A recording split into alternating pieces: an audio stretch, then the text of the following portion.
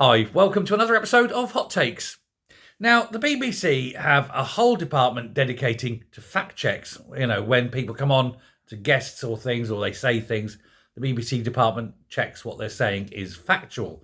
Now, in theory, they should do this for everyone.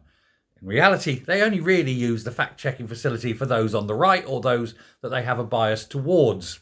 They don't tend to fact check Labour, for example, or fact check people who are against Britain, only those who are fighting for it, because they're deemed to be nasty people. How dare you stand up and be a patriot?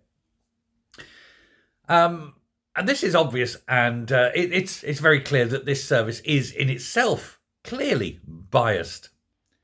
I think we've all experienced it. We've all seen it. It won't come as a surprise.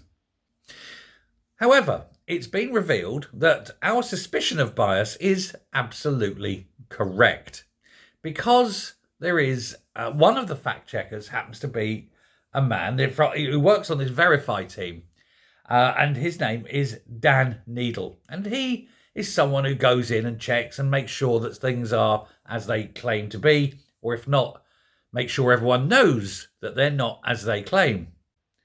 That's, of course, the purpose of fact checking.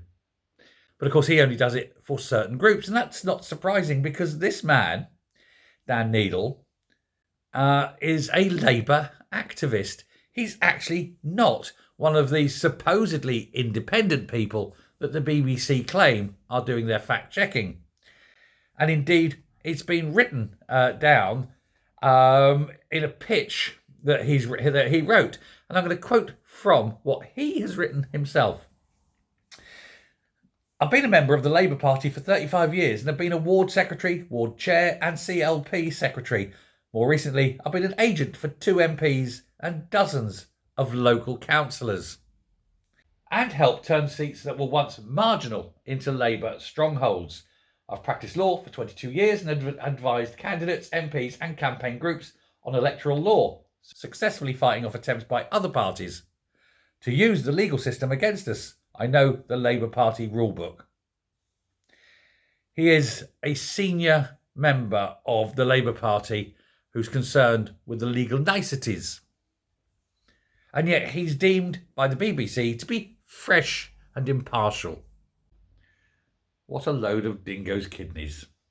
And so what are we going to do with this fresh, impartial guy? Let him continue, or force the BBC to fire him for being blatantly biased?